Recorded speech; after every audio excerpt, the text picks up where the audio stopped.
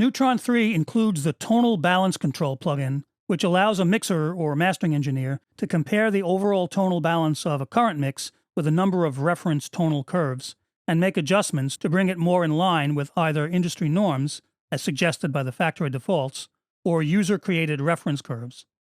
This can be useful in both mixing, for making final finishing touches to a mix, or mastering, and it's included with both Neutron and Ozone. Like the visual mixer, Tonal Balance Control is meant to be inserted into the master channel strip, where it analyzes the audio and compares it to the chosen reference. There are two parts to the plugin: the metering display itself, and the control section that allows the user to tweak the EQs in Neutron and Ozone instances directly from within the Tonal Balance Control plugin. Let's start by looking at the metering display. The center of the Tonal Balance Control plugin is taken up by the tonal balance display itself. In fact, there are two different displays labeled Broad and Fine. The Broad view divides the 20 to 20K frequency range up into 4 bands: lows, low mids, high mids, and highs. A menu at the top center lets you select from a list of factory-supplied references organized by musical genre. So you choose a reference curve that matches the style of music of your current mix and hit play. In the display, the broad areas for each band indicate the recommended normal ranges for those frequency areas in typical mixes in that musical genre. The thin white lines indicate the levels of those frequency ranges in the current mix. If your mix falls within all the normal ranges, then that suggests that there's a good chance it'll sound good if heard in rotation with other mixes in that musical style, and won't stand out with an unusual or inappropriate overall tonality that makes it sound too thin, dull, boomy, or mid-rangey in comparison with other commercial mixes. When your mix does fall within the recommended range in a particular band, the name of that band lights up. As you can see, the tonal balance is constantly being analyzed as the song plays, so this may vary. You can't change the boundaries between the 4 bands, but there is another display, labeled Fine, that offers a more continuous frequency reference. The analysis is the same, but the Fine display conveys a bit more information about where there may be particular peaks and dips in the overall frequency balance, and this can come in handy when using EQ to make small adjustments. The broad display may look a little neater, but personally I prefer the Fine view for the more helpful detail it offers.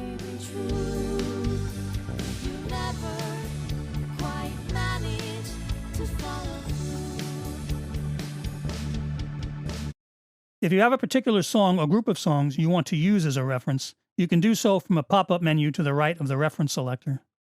Simply select the desired audio file, and after a few seconds of analysis, the tonal balance of that music will be available as a custom reference in the reference list. You can then save it for future use, building up your own collection of reference curves for general use or to help maintain consistency in a particular project. But tonal balance control is more than just a display. It lets you make tonal adjustments right from within the plugin itself to help bring a mix more in line with the recommended curve of your chosen reference.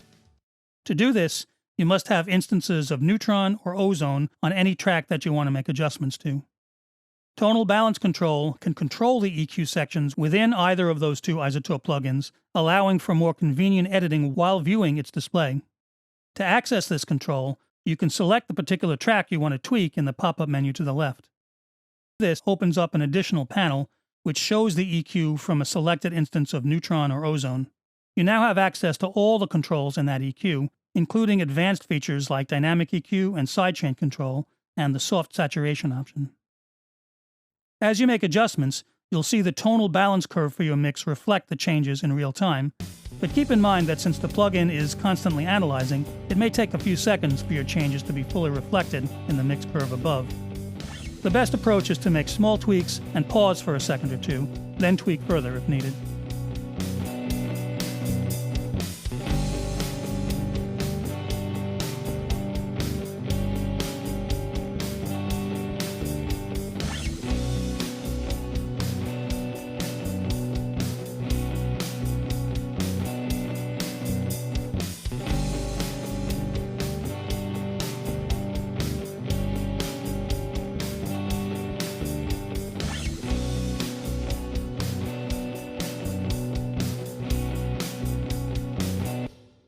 Oh, and despite the helpful display, don't forget to use your ears. They're still the final arbiter of what sounds good and what doesn't, despite what any meter may tell you. So that's tonal balance control. And that brings us to the end of the course. I'll wrap up briefly in the next and last video.